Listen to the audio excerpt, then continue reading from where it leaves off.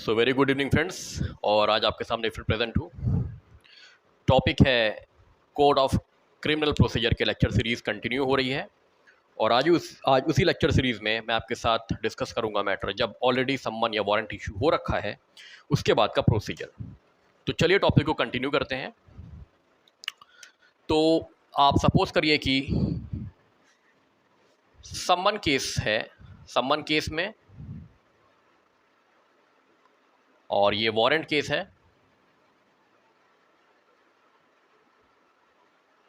Warrant case. सम्मन case में सबसे पहला जो शेल वर्ड का यूज हुआ है कि बाउंड है मैजिस्ट्रेट, सम्मन ही इशू करेंगे। और वारंट केस में उनके पास ऑप्शन रहता है as per condition warrant oblique सम्मन। तो यहाँ पे कोर्ट की पावर तो ये हो गई। अब सपोज करिए कि यहाँ पे दो कंडीशन आ सकती हैं। जब ये सम्मन केस में सम्मन और वारंट केस में वारंट या सम्मन इशू हो गया तो नेक्स्ट स्टेज जो आती है वो होती है एक्यूज्ड की अपीयरेंस और non appearance.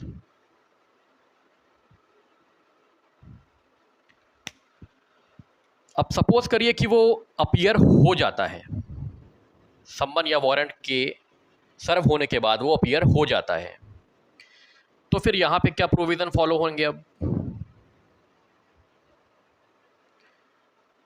207 CrPC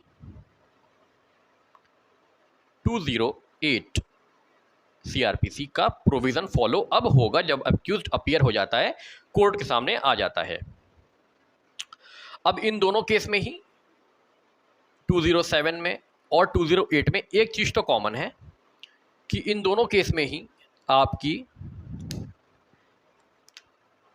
documents related to case FIR की कॉपी, 173(2) मतलब चार्जशीट की कॉपी, 164 से जुड़े स्टेटमेंट जो रिकॉर्ड करते हैं मैजिस्ट्रेट खुद उसकी copy, and other documents.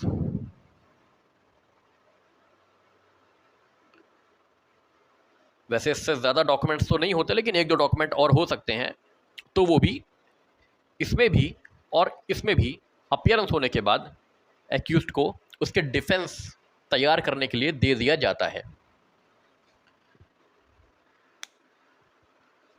207 basically वहाँ अप्लाई होता है जहाँ पे मैटर रिलेटेड होता है एफआईआर से, जहाँ पे मुकदमा एफआईआर के बेसिस पे इंस्टीट्यूट हुआ था, एफआईआर जिसमें दर्ज हुई थी वहाँ पे 207 अप्लाई होता है। 208 वहाँ पे होता है जहाँ other than FIR means complaint,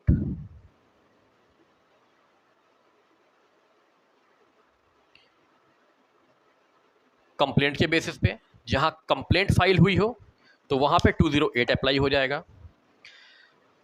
और अगर 208 में अगर matter exclusively tribal by court of session है तो 208 में, और 207 में भी अगर matter exclusively tribal by court of session है तो डॉक्यूमेंट देने के बाद इन दोनों में ही, अगर एफआईआर के बेसिस पे तो इसमें डॉक्यूमेंट देंगे, कंप्लेंट के बेसिस, कंप्लेंट का केस है तो इसमें डॉक्यूमेंट देंगे, और फिर मैटर को सीधे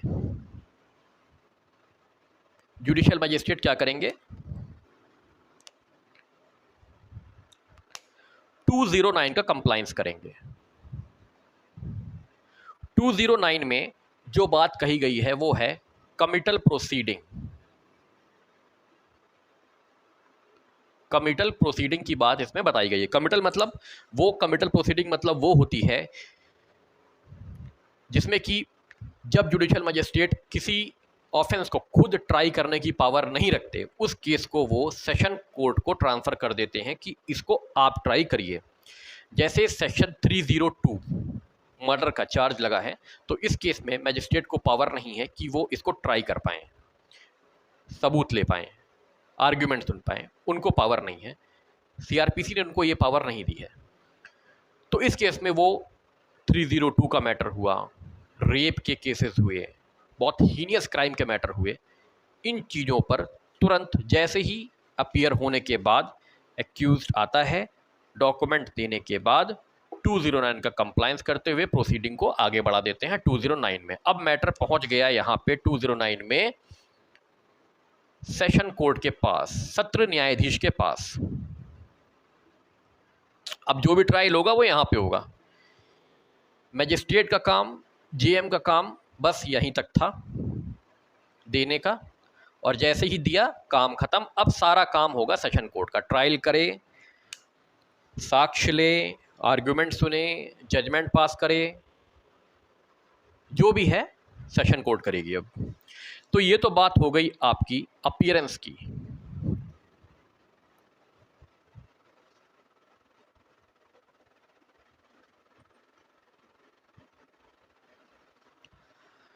अब आपकी बात, एक बात मैं आपको और बता दूं कि जैसे ही चार्जशीट फाइल होती है तो या तो उस पर जेएम खुद कॉग्निजेंस ले सकते हैं,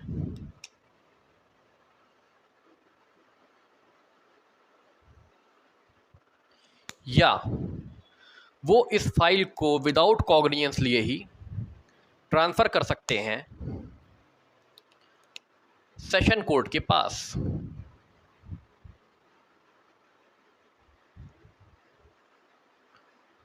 अब सेशन कोर्ट इस पर संज्ञान लेगा। यहां पे मैजिस्ट्रेट ने, आप ध्यान दे दिए, कॉग्निजेंस नहीं लिया है। चार्जशीट फाइल हुई, चार्जशीट, मैं थोड़ा सा नीचे लिख देता हूं, चार्जशीट फाइल हुई जेएम कोर्ट में, इन्होंने कॉग्निजेंस मतलब संज्ञान नहीं लिया और फॉरवर्ड कर दी फाइल तुरंत सेशन कोर्ट के पास।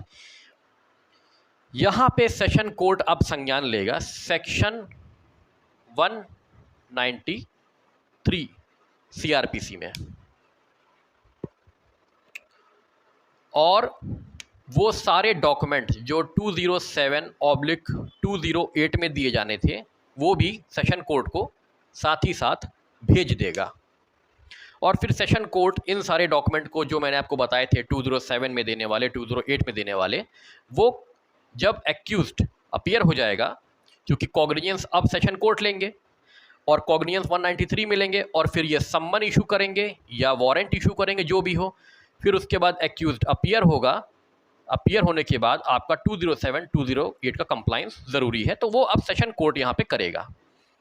207/208 का कंप्लायंस अब ये करेंगे, क्योंकि कॉग्निजेंस इन्होंने लिया है और एक्यूज्ड अपीयर इनके सामने हो रहा है, तो डॉक्यूमेंट भी अब इनको देना पड़ेगा। और जैसे ही मैजिस्ट्रेट फाइल को ट्रांसफ़र करेंगे विदाउट कॉग्निजेंस लिए, वो सारे डॉक्यूमेंट भी साथ साथ सेशन कोर्ट को भेज देंगे कि जब एक्यूज्ड अपीयर हो उसको दे दिया जाए। तो एक ये बात हो गई। तो सिंपल सी बात ये है कि जो कॉग्निजेंस लिया जाएगा केस में फुल टाइम, वो केवल और केवल मुकदमे के दौरान एक बार लिया जाएगा। चार्जशीट फाइल होने के बाद कॉग्निजेंस, चार्जशीट फाइल होने के बाद कॉग्निजेंस दो लोग ले सकते हैं, या तो जेएम ले ले या सेशन कोर्ट ले ले, लेकिन दोनों नहीं लेंगे। ये भी ले लिए और ये भी ले लिया, ये नहीं, या तो ये लेंगे या तो ये लेंगे। तो ये बातें क्लियर हो गई। अब बात करते हैं जब अभियुक्त अपीयर नहीं होता है। एक्यूज्ड नॉट अपीयर्ड, सम्मन या वारंट की तामीला के बाद भी, सर्व के बाद भी, सर्व हो गया उसके बाद भी अपीयर नहीं हो रहा, तो क्या होगा? तो सबसे पहले अगर वारंट इशू कर रखा है, अब यहाँ पे भी बांट लीजिए, अगर मैजिस्ट्रेट ने सम्मन इशू कर रखा है, मैं आपको ऐसे बता दे रहा हूँ, और वारंट केस में अगर वारंट या सम्मन, देखिए अगर सम्मन इशू कर रखा है और अक्यूज्ड अपीयर नहीं होता है, तो उस केस में बेलेबल वारंट, जो कि सेक्शन 71 में बताया गया है, उसके बाद भी अपीयर नहीं होता है नॉन बेलेबल वारंट, ये भी 71 में बताया गया है। अब आप कहेंगे एक में कैसे हो गया, तो वो बताता हूं अभी। तो ये बात हो गई, सम्मन में पहले सम्मन जाएगा, BW NBW, इसके बाद भी अपीयर नहीं होते हैं। अब 82 CRPC, इसके बाद भी नहीं होते हैं तो 83 CRPC। अब इधर आ जाते हैं, अगर सम्मन का केस है तो सम्मन का केस की बात ही नहीं करना, क्योंकि सेम प्रोसीजर होगा। अगर वारंट का केस है तो सीधे BW की जगह NBW, क्योंकि वारंट में वारंट हो सकता है कि ऑलरेडी पहले ही चांस में वारंट इशू कर दिया हो। तो अब non bailable warrant, non bailable warrant की वही कंडीशन 71 में, इसके बाद भी नहीं आए तो 82 प्रोक्लेमेशन, इसे प्रोक्लेमेशन कहते हैं, उद्घोषणा, और उसके बाद भी नहीं आए तो अटैचमेंट CRPC, जब्ती।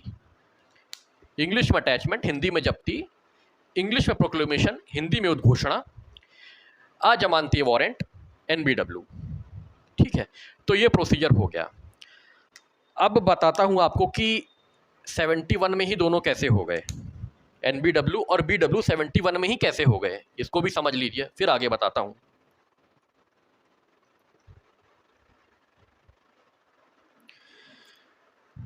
देखिए 71 दो बात करता है, bailable warrant, non bailable warrant.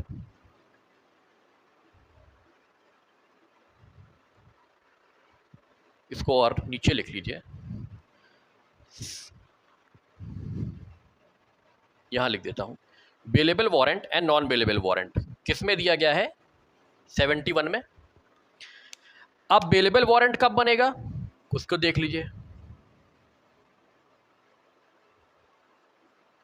जब वारंट पे कंडीशन फुलफिलमेंट के बाद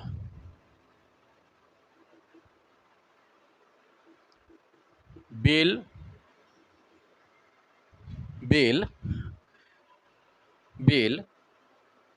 ग्रांट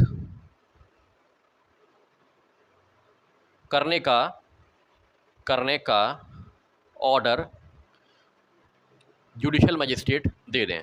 मतलब पुलिस को उन्होंने BW वारंट इशू किया है और कहा है कि कुछ कंडीशन है, अगर एक्यूज्ड अरेस्ट होने के टाइम पर इतनी बॉन्ड और इतनी जमानतदार दे देता है तो उसे वहीं पे छोड़ देना, तो ये हो गया बेलेबल वारंट।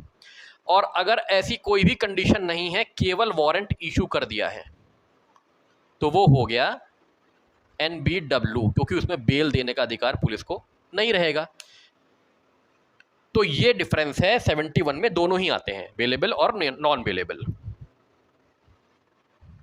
अब देख लेते हैं उसके बाद का, जैसे कि BW NBW तो आपको मालूम हो गया। अब 82-83 में क्या जिक्र है, जब 82 होता है नॉन बेलेबल वारंट के बाद, तो उसमें क्या है, इसमें एक 30 दिन का समय दिया जाता है अभियुक्त को।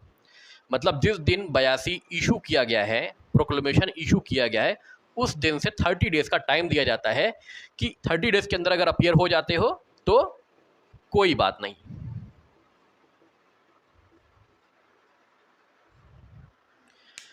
अगर 30 डेज के अंदर अपीयर नहीं होते हैं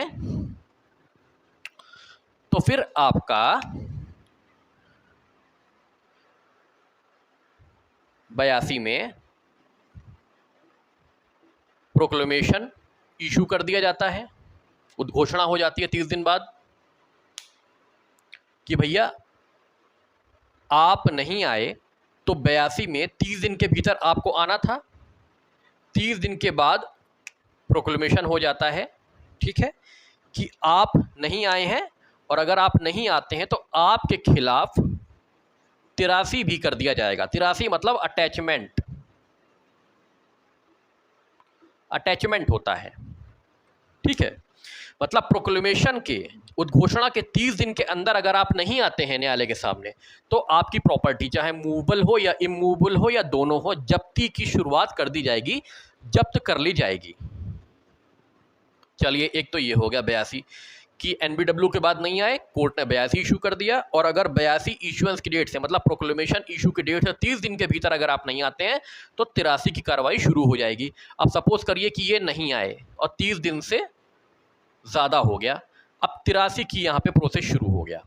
83 में प्रॉपर्टी मूवेबल हो इमूवेबल हो दोनों हो, अटैच करने की कार्रवाई शुरू हो जाती है। प्रॉपर्टी अटैच भी हो गई। अब क्या होगा, अब प्रॉपर्टी जो है वो स्टेट गवर्नमेंट को दे दी जाती है, स्टेट गवर्नमेंट को दे दी जाती है कि ये प्रॉपर्टी अब आपके पास है और इसको, प्रॉपर्टी को तब तक सोल्ड नहीं किया जा सकता जब तक अटैचमेंट से 6 महीने 6 मंथ बीत ना गए हो, तब तक कोई भी सेल प्रॉपर्टी का जो अटैच हुई थी नहीं करा जाएगा। ये बात। अब इन चीज़ों को लेकर, प्रोक्लेमेशन और अटैचमेंट को लेकर एक्यूज्ड चले जाते हैं ऑब्जेक्शन क्लेम करने। 82, 83, 84 में ऑब्जेक्शन क्लेम करते हैं। ऑब्जेक्शन कि भैया हमें जो है ये प्रॉपर्टी, अच्छा इसमें एक्यूज्ड ऑब्जेक्शन क्लेम नहीं करेगा, इसमें एक्यूज्ड को छोड़कर कोई भी क्लेम कर सकता है जो उस प्रॉपर्टी में इंटरेस्टेड है। तो 84 में वो क्लेम करेंगे उस कोर्ट के सामने जिसने जब्त करा है। अब अगर जिस कोर्ट के सामने वो क्लेम कर रहे हैं, अगर उसने उनकी क्लेम को रिजेक्ट कर दिया तो क्या प्रोविज़न है, क्या रिलीफ है, तो डेट ऑफ रिजेक्शन से 1 ईयर के अंदर आप एक सिविल सूट फाइल कर सकते हैं कि ऐसी प्रॉपर्टी मेरी है, मेरे इसमें इंटरेस्ट है और कोर्ट ने मेरी बात को नहीं माना, कृपया मेरी अब इस संपत्ति को गुण और दोष के आधार पर डिसाइड करा जाए। तो ये हो गया। अब सपोज करिए कि अगर वो व्यक्ति जिसकी संपत्ति अटैच की गई थी 83 में, वो व्यक्ति within 2 years from the date of attachment, within 2 years from the date of attachment court के सामने अपीयर हो जाता है, तो वहां पे कोर्ट क्या करेगी, जितनी संपत्ति अटैच हो गई थी, सोल्ड हो गई थी, उसको छोड़कर जितनी बची है वो उसको दे देगी, या जितनी बिक गई है उसका पैसा उसको दे देगी। मतलब अब जो बचा कुचा है वही मिलेगा। अगर पूरे के चक्कर में पड़े हो तो पूरा नहीं मिलने वाला, ठीक है। जो बचा है वही, लेट में आओगे तो खाना पूरा नहीं मिलेगा, जो ख़त्म हो गया है वो लोग खा गए, जो बचा है वही मिलेगा। तो उसके बाद ये प्रोसीजर है। तो आशा करता हूँ कि टॉपिक आपके साथ कुछ क्लियर हुआ होगा, और अगर कॉन्सेप्ट में कहीं भी कुछ डिफ़िकल्टी लग रही है समझने में तो प्लीज़ कमेंट बॉक्स में कमेंट करिएगा, उसको सॉर्ट आउट करने की पूरी कोशिश मैं करूँगा। बहुत जल्दी नेक्स्ट वीडियो के साथ मिलेंगे। Till then, goodbye, thank you, नमस्कार।